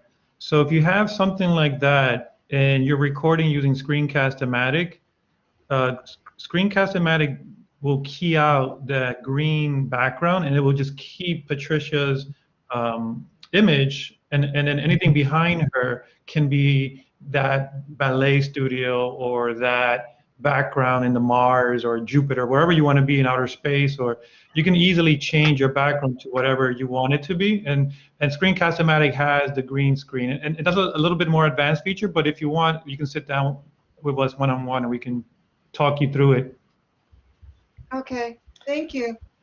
Sure. Yeah, it's certainly a nice feature, but I think it's more advanced. I guess it's something that I think we can think about for a further future workshop. An advanced workshop on keying, we can do that one. Yeah. Yeah, you can do amazing stuff where you can key yourself over the image. So instead of seeing yourself in a little box over the image, you're just there, and the rest of the image is around you, where you're green screened against the, it's kind of like reversing the key, and you're keyed up against what you're showing students, but you don't see any of your background. You're right up against, say the painting that you're showing them or whatever. That's a nice touch too. Makes it look more realistic. Okay. Anybody else have any other? Yeah, absolutely. Who else would like to present? Or who else may have questions? I'm gonna have to run and get my daughter, but I'm gonna, if you post this recording, I'll watch it. I'll watch the parts that I can't see. But this has really been wonderful for me. And I see so much possibility for my classes and for what I do. So if you guys do something else, please let me know. Absolutely. It was great having you in the class, Ed. Thank you so Thanks, much guys. for the comments. How long Have is a this good going day. to go in case I get back? Is this going to go on all afternoon or? Another half hour, I would say, right? Yeah, I I'm was sorry. gonna- I have to my daughter. Okay. No Thanks, worries. guys. All right. All right, Ed. Thank you. Have a nice Thank you, summer. man. Just take care, guys. This is great. Thank you so much. I have a quick question, please. Sure. Yes, Mary. Hi. Hi. Number one, Jose, were you not able to click on the link, the pink type that took you directly to the link of the video in, Padlet? yes. Did the pink type link not work? Oh, I have your video, Mary. You want to show your video? Not really. I want to see it. I wanted, because you wrote that you added the link for me, but when you supposedly in Padlet, when I did it with my students, when I highlight, when you see that pink type, you can click on it and the video should pop up. So I'm wondering if that didn't work for you. No, it did work. That's one So way why to do did it. you have to add Yes, my video? Sure. Let me show you real quick, because let me share my screen so I can show you what I'm talking about. This takes 2 Okay. seconds. So basically what you did was let me show you real quick. It takes 2 seconds. So right here, this is the link that you posted, right? Yes. And students can click on the link. But the way I put it in was I went this way, right? So I clicked on the plus, and you click on the I link tried icon. that way first. I And then did it's try pasted. that way. Oh, because But I like yeah, because, doing the link because you can do that in Padlet. I just like not having Yeah. that box. well, your case was a little different because your video is living in Google Drive, and so what I had to do to get yours was, when I went to Google Drive, Uh-huh. here's Google Drive. I just went up here to the top right, click share, copy the link, go back into Padlet, click on the plus, click on the link icon, paste the video, the link to the video, and that's So how you. basically, I shouldn't because I want it to be seamless. I wanted it to be seamless. So should I have just done that and not tried to use that link feature in Padlet? It looks a little prettier because the video is embedded in your post in the Padlet. Uh-huh. The link looks fine too. It just looks nicer because it's embedded within the Padlet. Okay. Yeah, I mean, it's better I like the idea of seeing like some of these visuals. I don't know what happened Right. with mine over here. It says like, uploading. That obviously doesn't look, it's a little shabby looking, right? But I mean, I think the idea of seeing a visual, and as long as students know that that is the link, it just seems more enticing to, jump into it Okay. Okay. than a text link too, right? It's always nice to, make your hyperlink a photo or an image instead of, just the actual text. Okay. Unless you're presenting it in a, like just a memo or something. So Cool. this is it. I just want to show. And my other question, which I figure I guess I can really get it together in the Screencast-O-Matic, is that I was trying to take a part of a pre-semester video, load it, and add the type, the blah blah. Yeah, you can definitely do that. And I did it, but then I started editing, and then I collapsed things, and I just want to get that together. And then when I heard Jose say that it's a separate file, I was like, oh, God. So, and I was trying to add minutes to make the blah, blah line up with what I was saying, and it was driving me crazy. Yeah. So I have to attempt again. Oh, definitely. Again, we can always sit down one-on-one and you know, Cool. we can find out exactly Yeah. where are the kinks, and then we can always help you with that. Mary, do you want to show your video real quick, or If you Well, guys how you- have time, I know we're running over. You don't Well, have to. maybe show maybe the an excerpt of it. Let's just see the Okay. beginning. See the first Because- minute. I'll come back to this one because this one's from Alexandra Armillas, and she did annotation on her videos. I just want to show that real quick later, but let's go to Mary's first. Mary.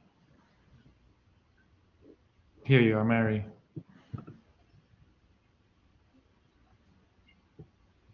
Oh, welcome to Menswear at FIT, and welcome to MW121 Menswear Design Studio Art 1.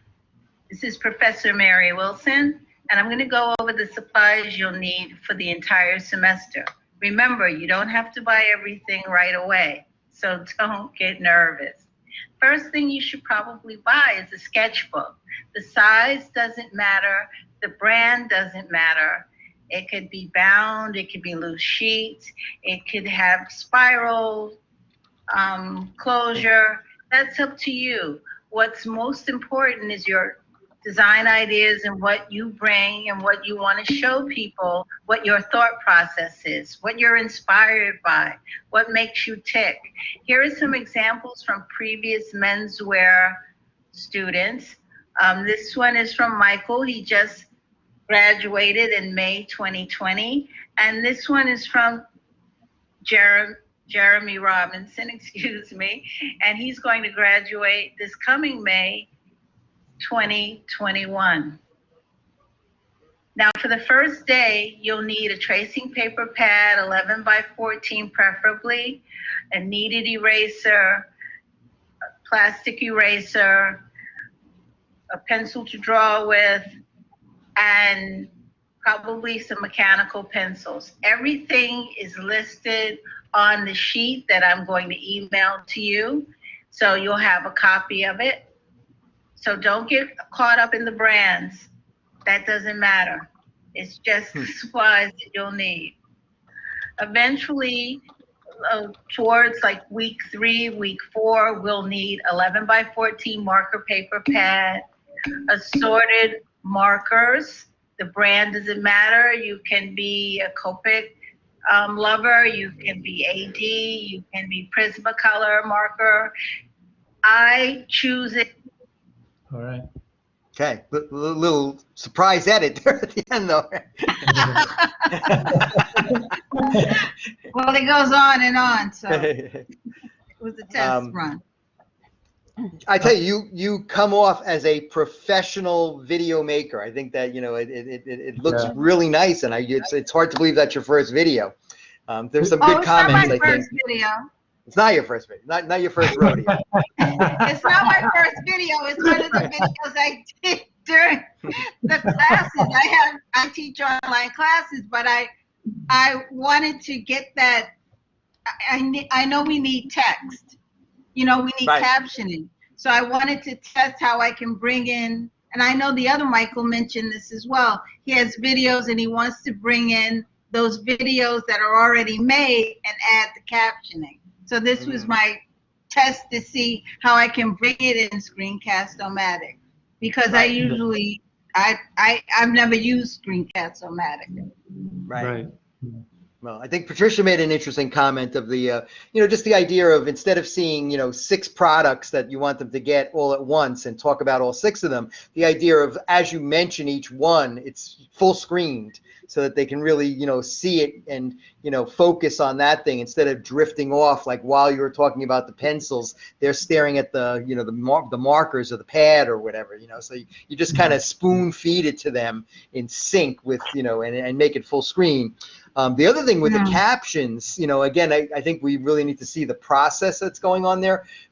You know, obviously we like the idea of captions, but those captions were totally out of sync with what you were saying. Right. And therefore they were somewhat distracting. You know what I mean? Because you're saying one thing and we're reading something else, and I guess that you really can't multitask that. So I guess what you want to do is put them all together and then caption them. Or in other words, archive all the video and put it all together, and then run the caption as a last kind of addition to the video. But that's what I did. Well, why is it coming up with captions, out of sync with what you're saying? I don't know. I let it run. I imported it in. I let it run. Then I did the caption thing with Screencast-O-Matic, and then I was trying to edit to have what Screencast-O-Matic had as captions, and edit it so that it matched what I was saying, because it didn't pick up everything that I was saying. But as I did that, then everything started to get a little wonky. Yeah, there's a reason for it. And again, I think if Jose could probably look at your workflow and see exactly, why that happened and how to correct it. Can I ask you what the original video was made in, Mary? Because it looks really good. Before you imported it into Screencast-O-Matic. Hi, Pamela. I'm sorry. Can you start that question again? Sorry. What was the original video made in? It just looks good. I did a PowerPoint, and then I brought it into not iMovie, a QuickTime Player. Okay. And then I spoke over the PowerPoint. Gotcha. Okay. Nice. So you're using all kinds of different software? Right. Yeah. And you're using your webcam? Using your computer's webcam? Or what camera are you using? QuickTime. For the PowerPoint and stuff? I did a PowerPoint. I took pictures with my phone or downloaded images of what I needed and made an entire PowerPoint, made a video, or had the PowerPoint, brought it into QuickTime Player, spoke over what I was showing, made a movie out of it. Nice. And then boom, boom.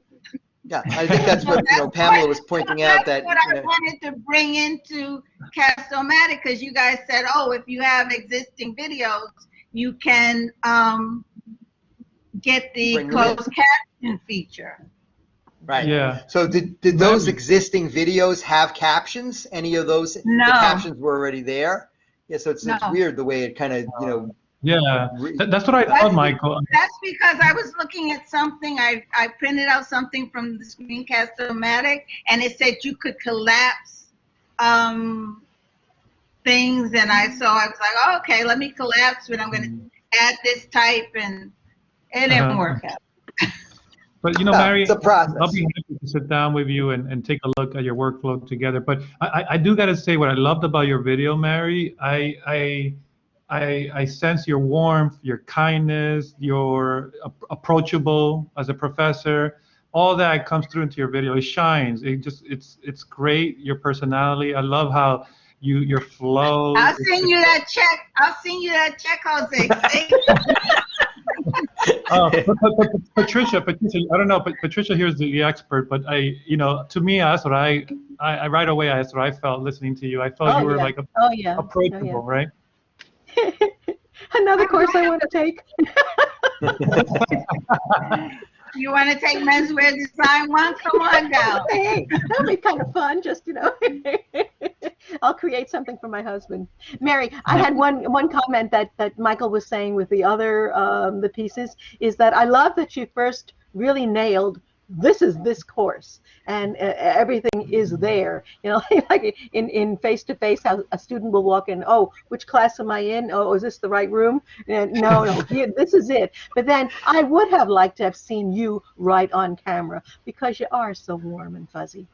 So that really starts to blend the two things together,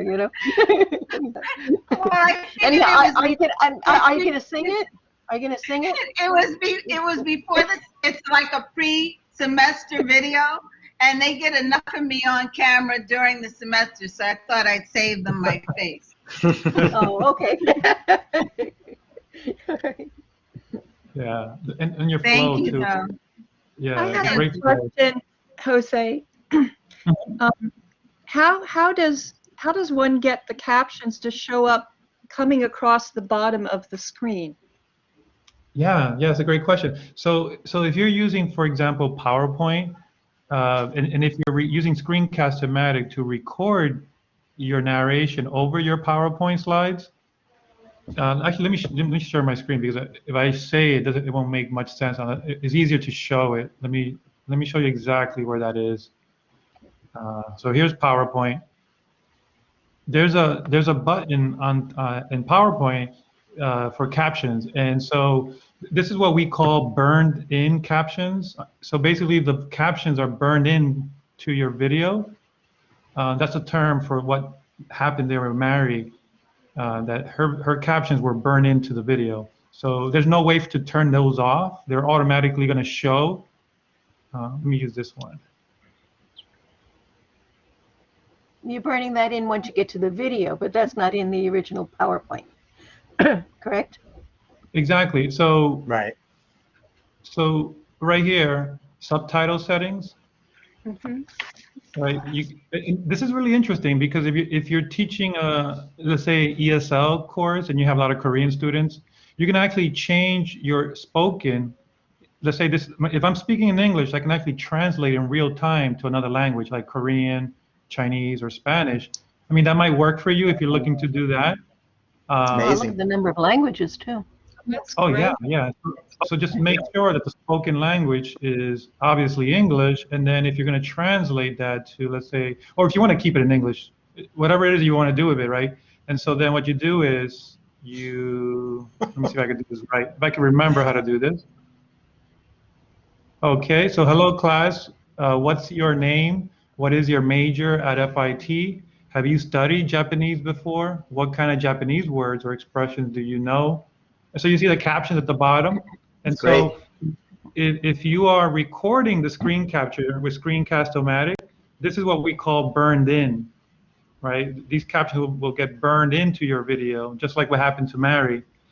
And Uneditable. Right, it's uneditable, right? And that could be a little bit of a problem. I don't recommend this for asynchronous videos. This is nice for a live presentation if you're presenting to your class, because like Michael just mentioned, it's uneditable. And so if you do need to cut something out, you know, I don't know, just the captions, it makes it hard for you to be much more flexible once the captions are burned into your video. Right. But that's how that looks. That's how you Yeah, it do works that great, with, actually. Yeah. Oh, if One you do thing I would Spanish, be a little bit nervous about is, you know, speaking English and then having the captions in another language, only because you can't really proof it. You know, you don't really know some of the things that are getting lost in translation. And, you know, I know a lot of times in English, I've got to go back in there and edit. And sometimes there's like these kind of funny, you know, goofy, you know, kind of misinterpretations. And you can imagine if it's going into another language, what's going on. Yeah, you know, it's funny, Michael. Jeffrey and I were testing this out, and you know, Jeffrey and I always, you know, we can't get together sometimes.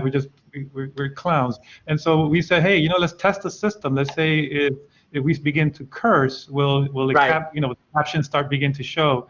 And it was funny because every time we, you know, dropped an F-bomb or something, PowerPoint will put little stars. It wouldn't caption the curse word. Yeah, it's like, yeah, I try that too, cursing the Siri and stuff, right? And see how she responds. But neat. But the last video, I mean, unless anybody else want to show their videos, there's one video I do want to show real quick is Alexandra, which I think she's not in today, but I just want to show you all what she did over here. And she teaches intimate apparel. And let me see if I can find that real quick. Just real quick, just a 2-second or 5-second excerpt. Where is Alexandra? Here she is. And if I go towards the end somewhere, I think it's over here. Class, I would like to share with students to your point of here it is. Here it is. Thank you so much for your time. This is, I just want you to all be very clear about the apex. The apex is here and here. This is the high point of the bust. from the side, it is the most projection of the bust. That's what that means. So basically all that she did here was, and you can do this multiple ways. You can do this easily using PowerPoint and using the annotation tool in PowerPoint like this. Let me show you that real quick. So the annotation tool is, you can do it in PowerPoint, but you can also use in Screencast-O-Matic. Screencast-O-Matic does have a annotation tool that you can use, but if you want to use it from PowerPoint, you can do it. It's over here somewhere. I don't remember exactly where is the annotation tool. Oh, I know where it is. It's over here. So if I do play from the start, and if I'm speaking, you see the pencil tool right here?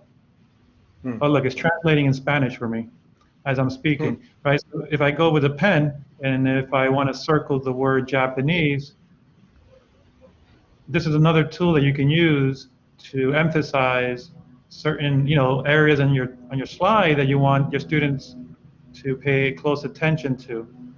So you can also do this and annotate. And by the way, the captions in Spanish looks pretty accurate. There's also the circle that will give you more control, capture. Yes. So yeah, keep that in mind. If you do want to draw, that's another thing you can do. You can either do it on PowerPoint or you can do it in Screencast-O-Matic. All right. So I think that's, unless anybody else wants to share a video, I think that's pretty much it, Michael. Jose, can I have a minute with you once we're done? I just wanted to work through a problem that I'm having.